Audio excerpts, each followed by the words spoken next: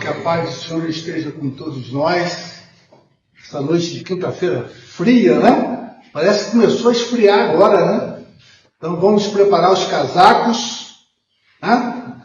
E o couro vai comer, gente.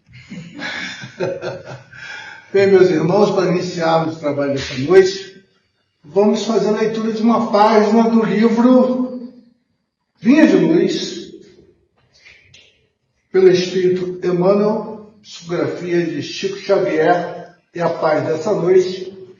Quem lê, atenda.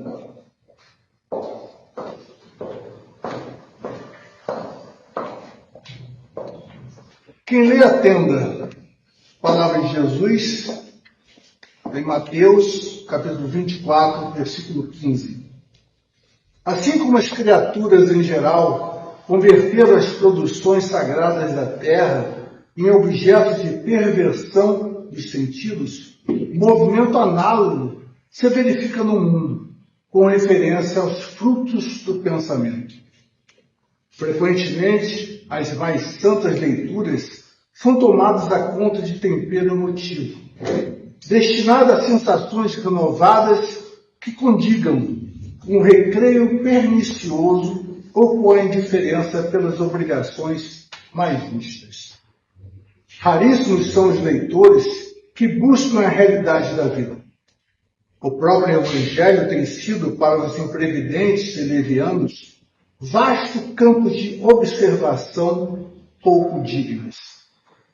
Quantos olhos passam por ele, apressados e inquietos, anotando deficiências da letra ou catalogando possíveis equívocos, a fim de espalharem sensacionalismo e perturbação. Alinham com avidez as contradições aparentes e topam a malbaratar, com enorme desprezo pelo trabalho alheio, as plantas tenras e dadivosas da fé renovadora. A recomendação de Jesus, no entanto, é infinitamente expressiva. É razoável que a leitura do homem ignorante e animalizado represente conjunto de ignominiosas brincadeiras, mas o espírito de religiosidade precisa penetrar a leitura séria, com real atitude de elevação. O problema do discípulo do Evangelho não é o de ler para alcançar novidades emotivas ou conhecer a Escritura para transformá-la em arena de esgrima intelectual, mas de ler para atender a Deus, cumprindo a divina vontade. Para pensarmos a respeito disso, como utilizamos o Evangelho de Jesus. Meus irmãos, vamos fechar os nossos olhos, levar o nosso pensamento ao nosso Pai maior. Pai, aqui estamos, Pai, reunidos em nome do nosso Mestre Jesus. Agradecemos pela bênção da vida. Agradecemos por tudo que recebemos no nosso dia a dia. Até os problemas, até as dificuldades. Agradecemos porque sabemos que tudo isso é para a nossa elevação. Possamos, Pai, estar atentos às suas palavras. Que a palestrante dessa noite possa transmitir e nos entregar a palavra do Mestre Jesus, para que com elas possamos ter o farol que ilumine as nossas decisões. Obrigado, Pai. Esteja sempre conosco. Que assim seja, graças a Deus. Meus irmãos, essa noite nós vamos receber a nossa amiga, nossa irmã, vice-presidente da casa, Lúcia Guimarães, que fará a palestra sobre problemas familiares.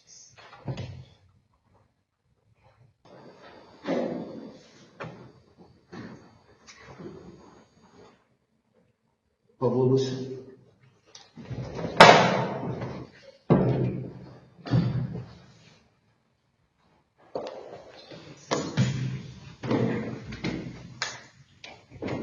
Boa noite. É muito bom estar aqui hoje, né? Essa noite aqui a gente reunido para falar sobre uma coisa que é comum a todos nós, né? Problema quem não tem. Nós temos muitos problemas, né? Temos problemas em casa, temos problemas no trabalho, temos problemas com os vizinhos, temos problemas na nossa instituição religiosa, no centro espírita, na igreja católica, na igreja evangélica. Temos problemas por toda parte. Isso faz parte da nossa condição evolutiva. E por que será que nós temos tantos problemas? Porque, na realidade, nós somos grandes criadores de problemas, né? Nós somos grandes criadores de problemas. Nós pegamos problemas pequenos e aumentamos. Nós criamos problemas inexistentes. Nós pegamos problemas que poderiam ser resolvidos rapidamente e esticamos.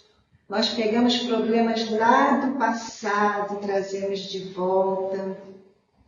Parece que nós gostamos de problema. Isso tudo mostra a nossa imaturidade espiritual. Nós ainda somos muito imaturos espiritualmente. Então ficamos envolvidos nesse mar de problemas. E hoje à noite nós vamos falar sobre os problemas que na verdade mais nos incomodam, que são os problemas familiares. Que são problemas com aquelas pessoas que nos são mais caras, que nos são mais próximas, que são aqueles que são os maiores desafios para a gente, né? Os problemas que nós temos com os nossos afetos, nos nossos seres amados. E nós temos diversos tipos de problemas na família. Nós temos problemas de relacionamento entre pais e filhos, entre irmãos, entre cônjuges. Nós temos problemas financeiros, né? Problemas financeiros. Nós temos problemas com vícios, alcoolismo, outras drogas. Nós temos enfermidades, né? Enfermidades às vezes temporárias, outras permanentes. Nós temos parentes com necessidades especiais que exigem tanto. Nós temos falecimento na família. Tudo isso são problemas que nós enfrentamos na nossa família. E como que nós lidamos com isso? Na realidade, a nossa proposta hoje não é oferecer uma receita para a gente resolver os nossos problemas familiares. A receita até existe. A receita existe, nós é que não sabemos usar, né? A nossa proposta hoje, então, é trazer um pouco de entendimento de por que essas coisas nos acontecem. Porque nós estamos envolvidos nisso, qual é o nosso papel nisso, o que nos cabe fazer, de que forma nós podemos lidar com isso. Porque eu falei que nós somos grandes criadores de problemas, e vocês podem dizer, mas eu estou criando um problema que eu não criei, um problema que não dependeu de mim existir. Mas aí a gente tem que lembrar, né, que nós estamos na nossa primeira existência, na nossa primeira vida, a nossa jornada evolutiva é longa. Nós fomos criados simples e ignorantes, e na nossa ignorância nós estamos numa trajetória de vidas na matéria, onde nós colecionamos vários equívocos, várias quedas, e ao longo dessas vidas e dessas quedas nós vamos acumulando uma bagagem que a desencarnação não nos exime. O fato da gente, na morte, no fenômeno da morte biológica, a gente perder o nosso corpo físico, não faz com que a gente chegue zerado no plano espiritual. Não. A nossa bagagem continua, tanto das coisas boas como das nossas dívidas. E os nossos erros, aquelas pessoas que nós ferimos, com quem nós erramos, nós precisamos acertar contas com elas, da mesma forma aquelas pessoas que erraram conosco. E o que acontece? Deus, na sua sabedoria, reúne todos nós numa família, para que a gente possa justamente resolver essas arestas, exercitar o perdão, exercitar o amor. Então, a nossa proposta hoje é o entendimento. Vamos entender O que nos cabe, o que não é possível fazer para que a gente encontre de forma equilibrada, serena e principalmente com amor para resolver essas questões familiares. Vamos começar então entendendo o que é a família. O que se entende por família, mas não na visão institucional, né? Vamos entender o que é a família na visão espírita, na visão espiritual. A família é o grupo de espíritos normalmente necessitados, desajustados, em compromisso inadiável para a reparação, graças à contingência reencarnatória. Aqui a gente começa já a entender o que é, na realidade, a família, né? A família é, antes de tudo, um laboratório de experiências reparadoras, na qual a felicidade e a dor alternam, programando a paz futura. A felicidade e a dor se alternam, programando a paz futura, porque nós não temos só dores na família, nós temos muitas alegrias, muita felicidade. E estamos a caminho dessa paz futura. Por isso que nós precisamos aprender a lidar com essas dificuldades, com esses embates. Então, vamos ver os laços de família, os laços que nos unem aos nossos familiares.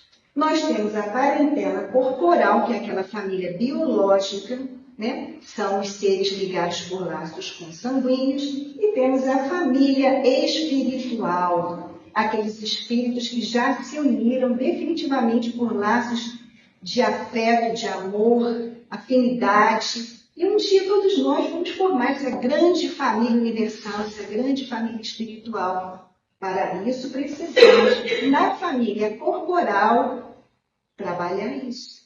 Trabalhar essa afinidade, para que possamos realmente um dia sermos todos parte dessa família espiritual. No Evangelho segundo o Espiritismo, capítulo 14, nós temos a parentela corporal e a parentela espiritual. Os laços de sangue não criam forçosamente os liames entre os espíritos. O corpo procede do corpo, mas o espírito não procede do espírito. Não são os da consanguinidade os verdadeiros laços de família, e sim os da simpatia e da comunhão de ideias, os quais prendem os espíritos antes, durante e depois de suas encarnações. Aqueles espíritos que já se uniram por laços de afinidade, de simpatia e comunhão de ideias, esses laços não se desfazem mais. Ao contrário dos laços puramente biológicos, que se desfazem e a gente pode ir para planos diferentes dos nossos familiares. No livro lá, Alicerce de Amor, de Lucy Dias Ramos, nós temos no capítulo Laços de Família: é razoável sugerir-se uma divisão entre os conceitos de família e parentela. O primeiro constituiria o símbolo dos laços eternos do amor. O segundo significaria o cadinho de lutas, por vezes acerbas, em que devemos diluir as imperfeições dos sentimentos, fundindo-os na liga divina do amor para a eternidade. A família não seria a parentela, mas a parentela converter-se-ia mais tarde às santas expressões da família. Então, o que ela está querendo dizer com isso? Que nós podemos estar numa família ligadas a outras pessoas apenas por laços biológicos, por laços consanguíneos, mas que a nossa tarefa é transformar esses laços biológicos em laços espirituais. Essa é a nossa tarefa, né? E aí uma questão. O que foram em vidas anteriores? Porque nós acabamos de falar que essa não é a nossa primeira vida. Nós já tivemos diversas reencarnações. Então, o que teriam sido em vidas anteriores os pais despóticos, o filho rebelde, a filha desatinada, o marido desleal, a esposa desorientada? Os pais despóticos, de repente, foram aquelas pessoas que em uma outra vida eu tiranizei, que eu detinha autoridade sobre eles e eu tiranizei eles. E nós voltamos juntos agora nos laços de família para que eles me devolvessem, eles estão apenas me devolvendo aquilo que eu entreguei para eles na outra vida. E por que isso acontece? Porque precisamos exercitar, como eu falei, exercitar o perdão, exercitar os laços de amor, exercitar essa harmonia que faltou no passado e que vieram cobrar. O filho rebelde, de repente, foi alguém que confiava em mim, que acreditava em mim, e eu caí a confiança. E ele veio como meu filho, rebelde, não aceitando as minhas orientações, não acreditando nas minhas palavras. E assim, as reencarnações se sucedem com essas inversões de posições. Por que isso acontece? Porque precisa que seja assim. Nós invertemos as posições para sentir no lugar do outro aquilo que nós entregamos para o outro. Para que a gente consiga perceber. Porque às vezes a gente não percebe. A gente faz o mal e não tem a dimensão da dor que a gente causou. E nessa inversão de papéis a gente vai tomando ciência do que a gente não deve mais fazer. E quem foi ofendido precisa aprender a perdoar e a lidar com as situações com mais amor.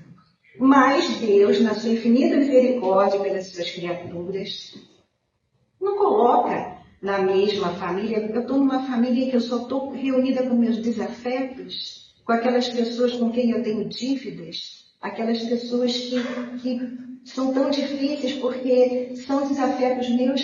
Deus não faz isso, né? Em toda a família nós temos os parentes abnegados. Em toda a família.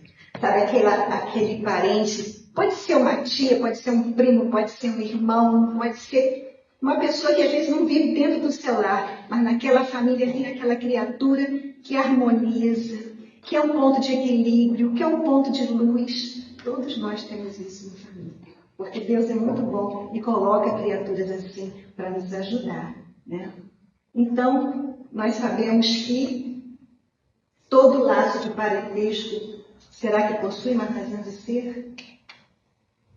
Ninguém possui sem razão esse ou aquele laço de parentesco, de vez que o acaso não existe nas obras da criação. Aqui nós vamos lembrar da famosa frase do Albert Einstein, né? Que Deus não joga dados com Deus. Deus não joga dados com suas criaturas. Deus não brinca com as suas criaturas. Não existe acaso. Deus é perfeito e nós estamos sob vigência de leis perfeitas criadas por Deus. E essas leis organizam esses grupos de espíritos que precisam estar juntos. Não é por acaso. Nós não estamos numa família com pessoas difíceis, ou pessoas complicadas, ou pessoas com quem nós não temos afinidade. Não estamos por acaso. Esse é o entendimento principal que nós precisamos ter. O acaso não existe. Princípios sutis da lei funcionam nas ligações consanguíneas. E aqui vamos entender por que será que estão nas ligações consanguíneas esses espíritos com quem nós temos que acertar, né? As nossas dívidas, os nossos erros. Porque seria muito fácil, se não houvesse uma ligação consanguínea, a gente se afastar de alguém com quem a gente não se dá. Aquela pessoa que não pensa igual a nós, né? Que vive em desacordo com a gente, que a gente não se sente à vontade do lado daquela pessoa. É muito fácil a gente se afastar. Mas quando existe o laço consanguíneo, é tudo diferente. O laço consanguíneo é um laço apertado. E mais apertado, o laço mais apertado que existe em termos de consanguinidade são os laços entre pais e filhos. Esses são os laços mais apertados. Entre pais e filhos, se a situação está muito difícil entre dois espíritos, eles vão vir como pais e filhos. Vão vir. Que é o laço mais próximo, mais estreito. E por mais que a gente tenha divergência, a gente não vai se afastar. Sendo filho, sendo pai, a gente vai ficar. E é preciso que fique. Por isso a sabedoria divina coloca nos laços consanguíneos aqueles espíritos que precisam realmente estar convivendo conosco. E existem dificuldades que trazem desarmonia e sofrimento na nossa vida familiar. Desajustes conjugais e separações. Desajustes conjugais e separações. Os casais, as pessoas se unem por laços de amor. Mas, às vezes, ao longo da vida em comum, as coisas ficam diferentes do que era esperado. Ninguém casa para se separar. Mas, às vezes, a convivência fica tão difícil que é necessário que haja separação. O que preciso ter em mente que não haja beligerância, que ainda mais se houver filhos, que sejam respeitados. Eu digo que uma das maiores covardias que pode ser feita com uma criança, ou um jovem, um filho, é a alienação parental. Eu penso que só fica atrás do abuso sexual. A alienação parental é uma covardia, porque joga a criança contra o pai ou contra a mãe. É a mãe jogando o filho contra o pai ou o pai jogando o filho contra a mãe. Isso não pode acontecer de jeito nenhum. Os pais precisam ter maturidade e precisam ter um amor verdadeiro pelos seus filhos, e não fazer isso. Desemprego e dificuldades financeiras. A pessoa, quando sofre, a pessoa que está acostumada ao mercado de trabalho, sofre uma situação de desemprego, ela se sente humilhada, se sente diminuída, né? E isso precisa ser compreendido pela família. A pessoa não pode se sentir ali alijada e com o dedo apontado para ela, não trabalha. Às vezes ela não está conseguindo, né? E a dificuldade financeira é uma prova muito boa para que a gente possa se disciplinar em relação à nossa vida financeira, para não ter aquele descontrole. Quantas pessoas nós vemos com descontrole financeiro? A dificuldade financeira, ela nos disciplina no sentido de dar às coisas o seu verdadeiro valor, a priorizar o que é importante. Não vou poder ficar todo mês comprando uma roupa nova. Não vou poder ficar comprando uma bolsa cara. Não vou poder fazer aquelas viagens que eu gostaria de fazer, não. Eu tenho que priorizar. A dificuldade financeira é uma grande professora. Idoso na família, conflito de gerações. O idoso na família, muitas vezes, é uma situação delicadíssima. Pelo fato de ser idoso, que precisa de um atendimento especial, o idoso, muitas vezes, na maioria das vezes, ele volta muito avançado, né? No meu tempo que era bom, no meu tempo era diferente, no meu tempo não era assim, no meu tempo fazia de outro jeito, no meu tempo era muito melhor, era tudo ruim. Precisa haver um entendimento. Né? Vamos ter um pouquinho de paciência com o nosso idoso, respeito com o nosso idoso. Ele teve uma trajetória de vida, está ali. Né? Então, esse conflito de gerações, a gente tem que tentar contornar da melhor forma possível, com muito carinho, com muito amor. Recém-nascido na família, Lúcia, mas recém-nascido é motivo de alegria, claro que é. Aquele serzinho chegando na nossa família, aquele espírito reencarnando, só que como muda toda a estrutura de uma vida? Como muda tudo, né? A configuração toda, até física da casa tem que mudar, né? As prioridades, o bebê passa a ser a prioridade. Muitas vezes os casais se ressentem, o pai se ressente que a mãe está dando muita atenção ao bebê e se houver um irmãozinho, muita atenção ao irmãozinho, não pode ficar de lado. Então, o recém-nascido na família é motivo de alegria, mas também pode trazer uma desarmonia. É preciso ficar atento a isso. Enfermidades e falecimentos. Enfermidade, ela pode ser, como eu falei, ela pode ser de curta duração, ou pode ser uma enfermidade longa ou até mesmo permanente. E isso também, principalmente quando acontece as internações, exige muito da família. Porque também há uma mudança na estrutura, um tem que apoiar o outro, um tem que ajudar o outro para atravessar essa dificuldade da enfermidade, dar o apoio ao enfermo.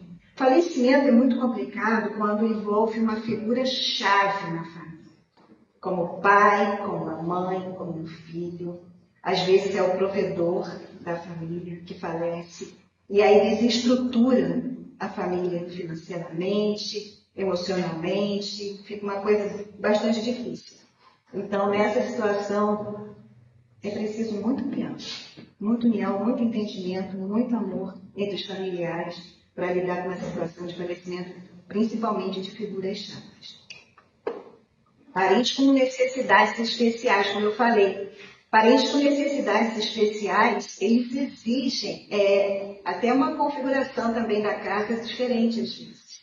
E é bom sempre lembrar que no nosso planejamento reencarnatório, porque nós aqui, por mais que eu diga que nós estamos ainda imaturos espiritualmente, mas nós já temos um grau de entendimento que nos permite participar do nosso planejamento reencarnatório. Quando nós estamos no plano espiritual, vamos reencarnar, é feito um planejamento. A gente não cai de paraquedas aqui na matéria, não. É feito um planejamento, obviamente, que com o auxílio de uma equipe espiritual que trabalha nisso. E nós participamos também, escolhendo as nossas formas, escolhendo também com quem nós vamos reencarnar. E parentes com necessidades espirituais são aqueles espíritos com quem nós nos comprometemos a auxiliar nessa encarnação difícil, porque é uma prova difícil para o espírito que está nessa situação. E nós nos comprometemos a auxiliá-lo. Então, é uma prova que, se a gente conseguir atravessar de forma vitoriosa, vai nos trazer uma evolução significativa. Divergências religiosas, é lógico que o ideal é que a família toda praticasse a mesma crença religiosa, mas nem sempre isso acontece, né? Às vezes acontece da mesma família ter pessoas que frequentam crenças diferentes. O que a doutrina espírita nos ensina?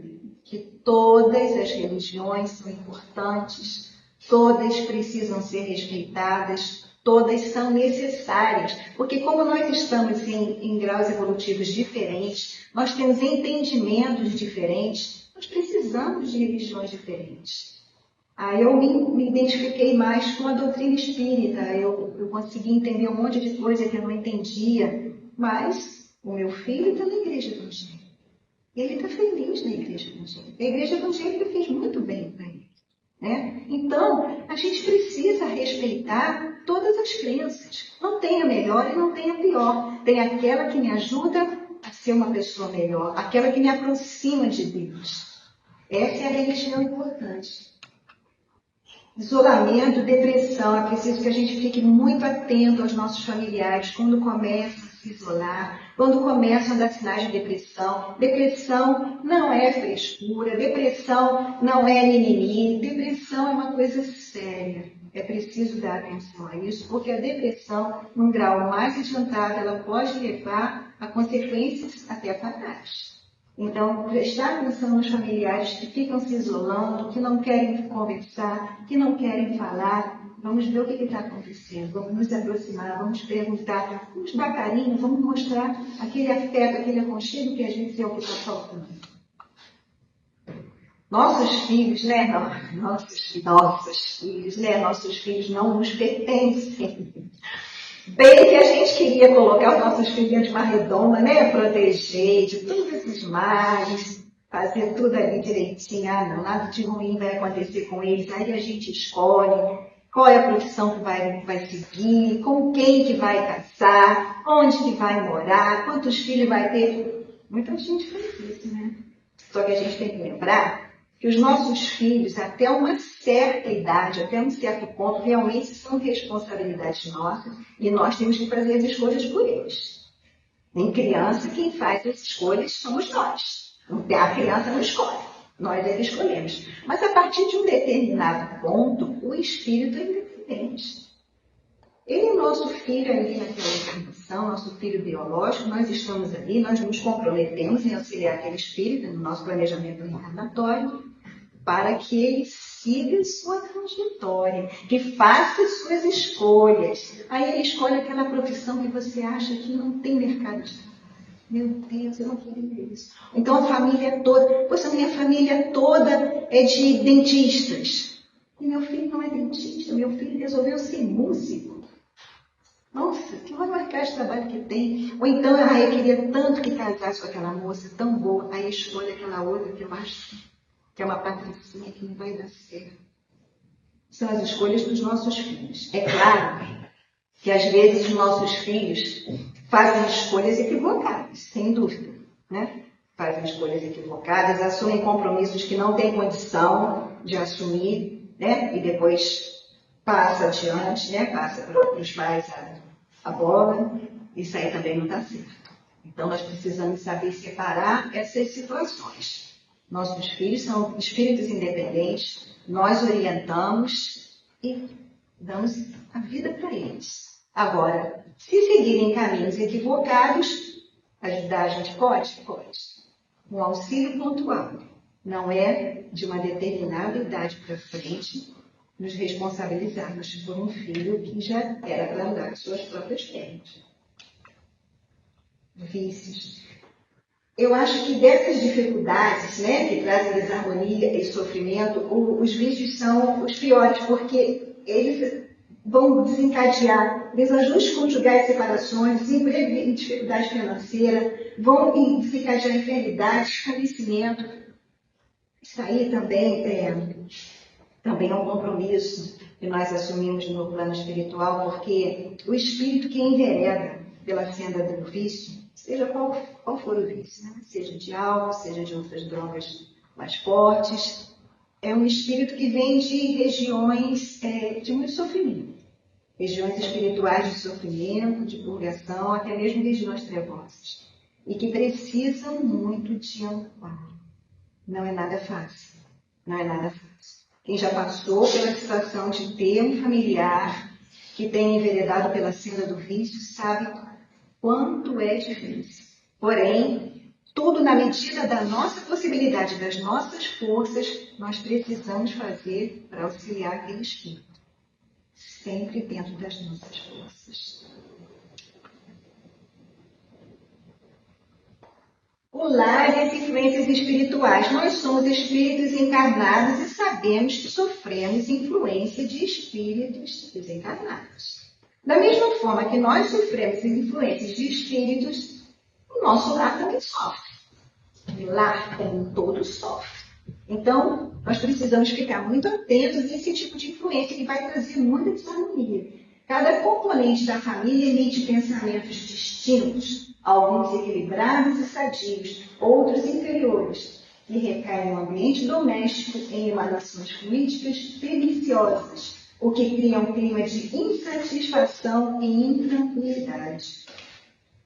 Infelizmente, raros são os grupos familiares em que não haja, em menores ou maiores proporções, influências espirituais negativas como consequência do baixo teor vibratório de seus componentes, atraindo as companhias espirituais dos seus lares. Então, às vezes, vocês também devem conhecer pessoas. Eu tenho uma pessoa na minha família que, tadinha, na casa dela, são tantas influências espirituais, né, devido às coisas que acontecem lá, que de tudo acontece. Sabe, estourar um cano e quebrar, e pifar a televisão, sabe, quebrar uma telha, e a casa começa até a fazer barulho. Ai, você está instalando. Não, é o pecado. Não é. Entendeu? Influências espirituais, a gente tem que ficar atento a isso. Porque nós é que abrimos as portas. Nós somos responsáveis por abrir as portas, né, para essas influências. Nós temos que abrir as portas para influências dos bons espíritos. Trazer os amigos espirituais para influenciar o nosso lar. E não deixar brecha para influências daqueles espíritos que se comprazem ainda em ver conflitos, desentendimentos, brigas domésticas. É responsabilidade nossa. Infelizmente, não existe aquela dedominha ali que a gente possa colocar para proteger o nosso lar, né? Então, o que nós podemos fazer? Alguns procedimentos ajudarão a higienizar o ambiente doméstico e minimizar as influências espirituais negativas. O que a gente pode fazer? Disciplina que leve a mudança vibratória. Vamos tentar administrar um pouco o nosso mau humor, né? A nossa impaciência, a nossa intolerância, aquela mania de a gente se fazer de vítima, de achar que está tudo ruim, sabe, que por pequenas coisas, às vezes uma toalha molhada em cima da cama, aí dá aquela confusão, dá aquela briga. Vamos mudar o nosso padrão vibratório. Gente, isso não é difícil, é disciplina. É a gente prestar atenção no nosso comportamento, ver o que a gente está fazendo e, opa, isso não é legal. Eu estou abrindo uma brecha aqui para uma influência espiritual negativa. Disciplina. Trabalho no bem, sempre, sempre. Eu sempre digo, gente, trabalho no bem não significa abrir uma creche, abrir um orfanato, abrir uma... Não. Trabalho no bem pode ser menor, o tamanho da nossa possibilidade, o tamanho das nossas forças, né? Não precisa ser doar dinheiro, não. Às vezes, conversar com um amigo que está passando por uma dificuldade, acalmar o coração dele, você trabalha bem. Se a gente puder fazer um trabalho voluntário, ajudando nessas instituições, ótimo, mas às vezes a gente não tem tempo. Tudo que a gente puder fazer pelo bem de alguém, seja por um animalzinho, seja por uma pessoa da família, ou por uma pessoa do trabalho, até mesmo por uma pessoa desconhecida, que você está vendo que está na rua com uma dificuldade, o que eu posso te ajudar? Trabalho no bem. Isso eleva o nosso padrão vibratório. E a gente leva esse padrão vibratório elevado para dentro da nossa casa. E isso protege a nossa casa. A prece, claro, nos momentos difíceis, né? No momento que a gente está angustiado, aí a gente se recolhe à prece. Mas a gente tem que também fazer prece e agradecer. Tanta coisa boa tem na nossa vida. A gente preste atenção só no que está ruim, só no que está errado. Vamos fazer prece, vamos pedir pelos membros da nossa família, pelos membros do nosso lar, que os bons espíritos estejam ali protegendo e orientando a todos eles. A prece é a nossa ligação com o plano superior. É onde nos suaviza o coração, nos traz aquela paz que às vezes a gente está precisando tanto. Evangelho no lar, claro, né?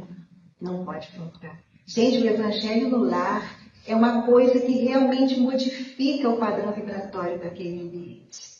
Quem faz, sabe, eu sempre digo, quem faz, sente quando a gente começa com a prática do Evangelho no lar, como rotina, uma vez por semana, aquele momento que a gente para tudo, se harmoniza com a família, se reúne e faz o Evangelho no lar. A gente sente em todos os membros da família, em todas as pessoas, até nas pessoas que trabalham na nossa casa, que vêm nos ajudar nas tarefas, a gente sente a diferença.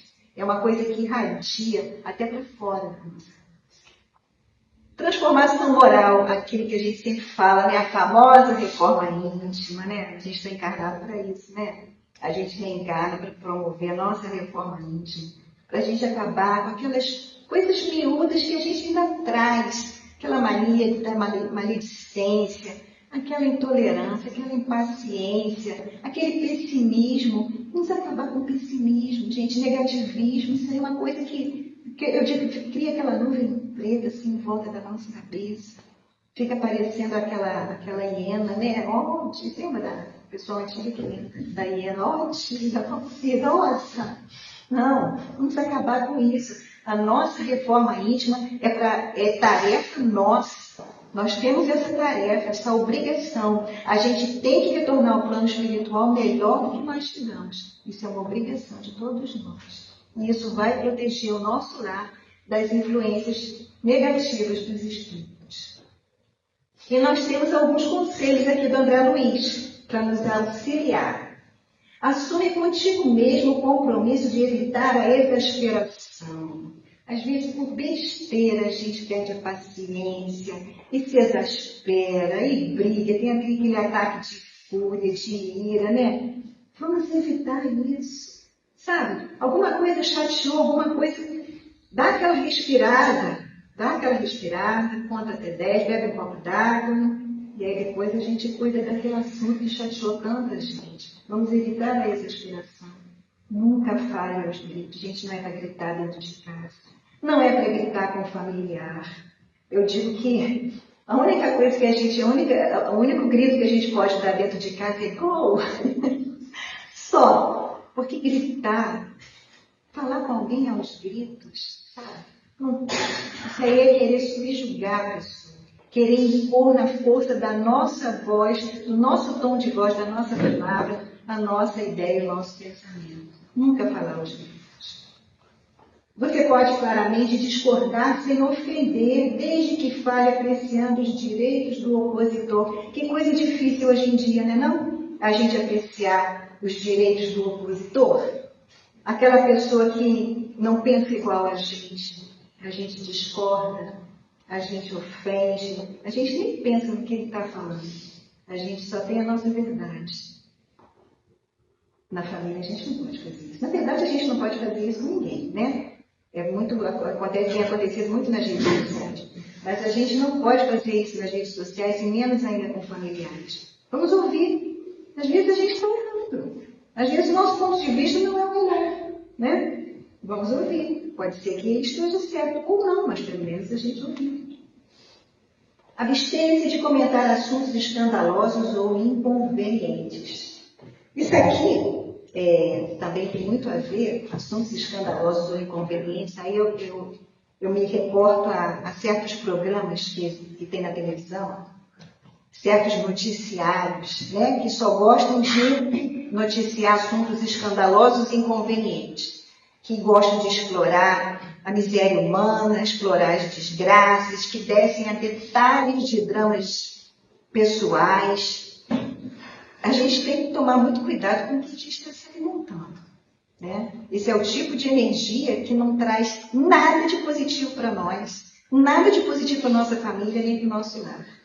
E aí a gente fica comentando, viu? O que aconteceu? Fulano matou a mãe, matou e fez e aconteceu. Vamos tentar nos alimentar de coisas boas, né? Vamos tentar assistir coisas edificantes, ler coisas edificantes, livros edificantes, obras boas, palestras boas, tem tantas palestras boas no YouTube. Vamos evitar assuntos escandalosos ou inconvenientes. Antes de observar os possíveis erros ou defeitos do outro, vale mais procurar as qualidades e dotes superiores para estimulá-los. Gente, todo mundo tem qualidade. Ninguém é só defeito, né? Mas a gente foca no defeito. A gente foca no defeito. Aí aquele defeito é o que chama atenção. Se esquece que a pessoa em outras ocasiões foi gentil, foi acordada, auxiliou, é de boa índole, não. Mas deu uma escorregada como todos nós damos, aí a gente foca naquilo, né? Então a gente tem que focar nas qualidades. É lógico que nos familiares, no que estiver ao nosso alcance e que o familiar nos dê a abertura, se der uma escorregada, a gente pode ajudar. Olha só, olha o que você fez, não foi legal, né? A gente pode fazer isso, mas não focar no erro. O parente problema é sempre um teste com que se nos examina a evolução espiritual. Aí a gente consegue medir a nossa evolução, né? Como é que a gente está lidando com aquele parente difícil? Aquele que exige uma dose extra de paciência, uma dose extra de compreensão, de amor. Muitas vezes a criatura complicada que se nos agrega à família traz consigo as marcas de sofrimento ou deficiências que lhe foram impostas por nós mesmos em passadas reencarnações. Foi a coisa mais importante. Nada do que nos acontece, nada do que nos rodeia está por acaso nos acontecendo ou nos rodeando. Nada. Tudo está de acordo com um projeto evolutivo que Deus tem para cada um de nós.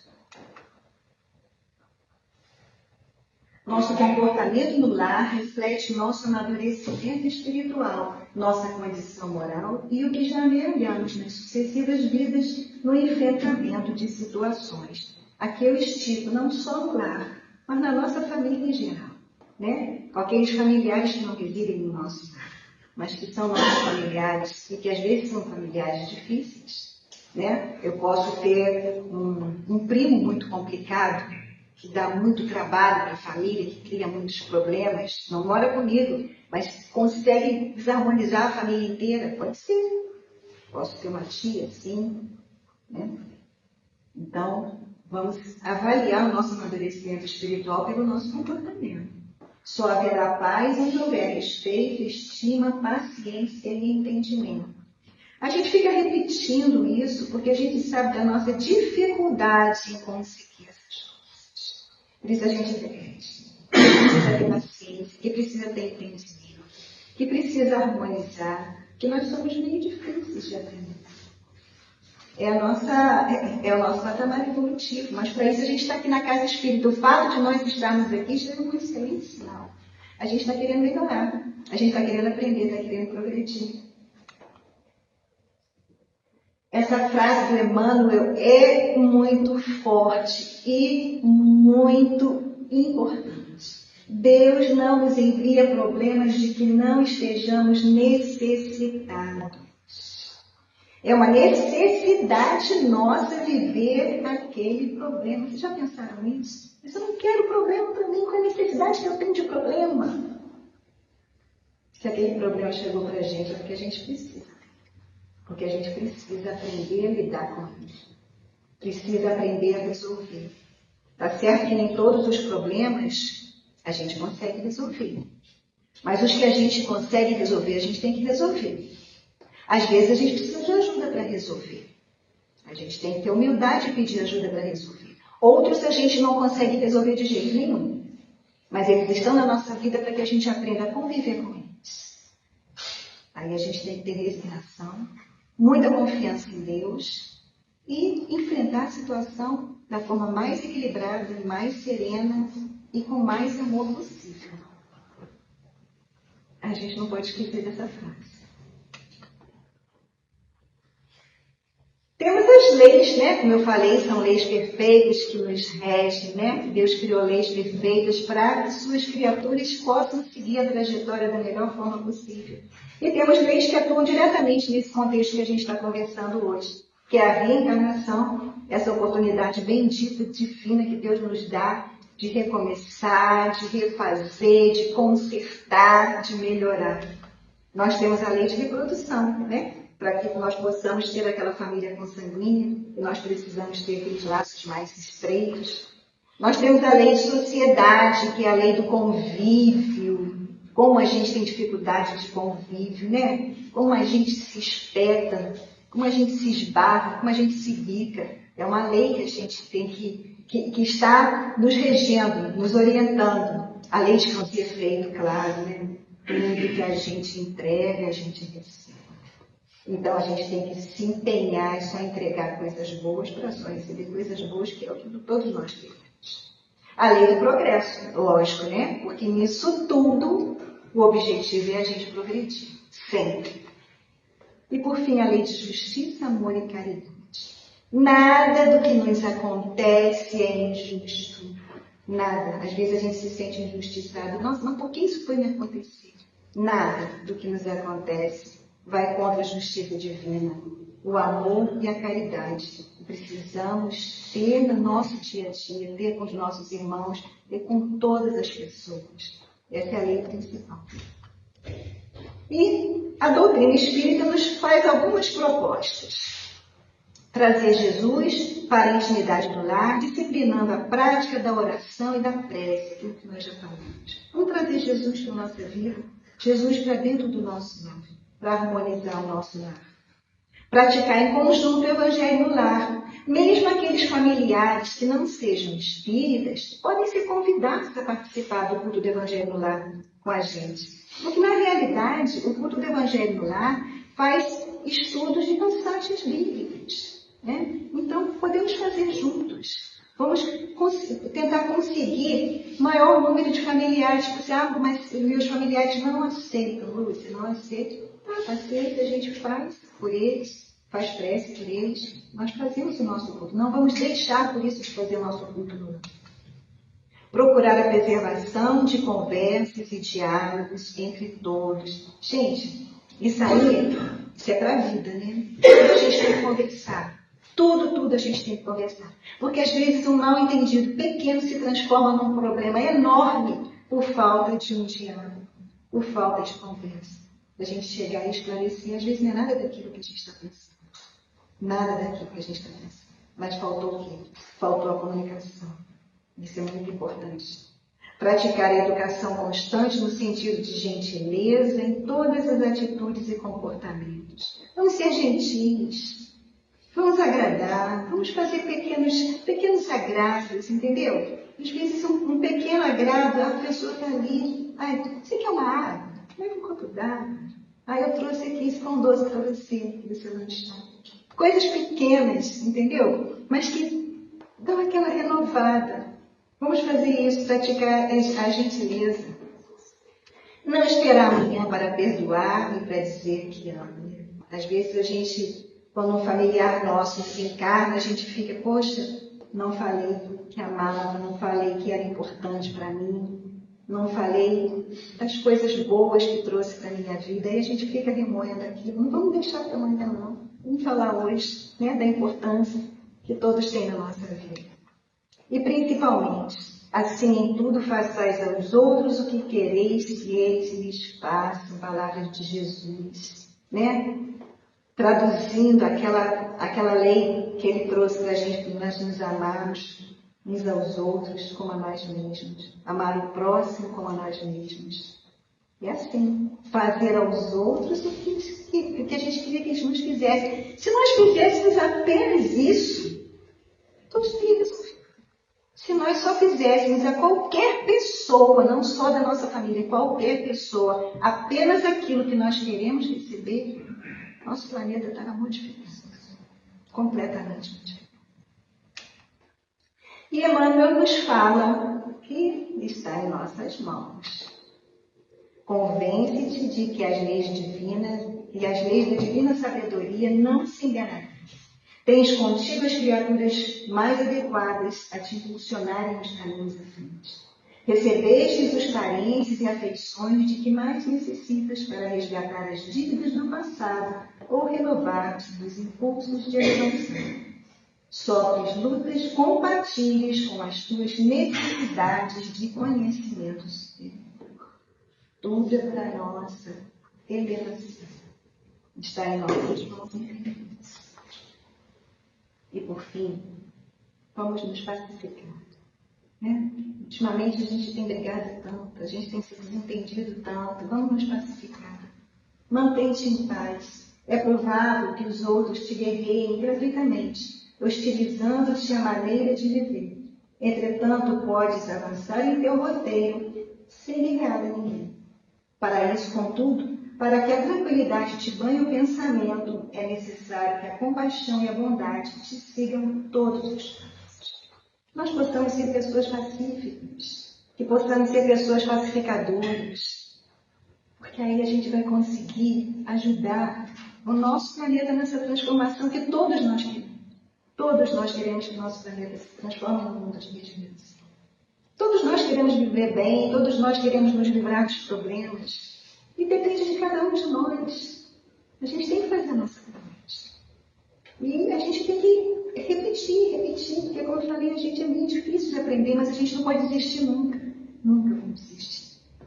Que Deus abençoe todos nós e que Jesus esteja sempre dentro do nosso coração e da nossa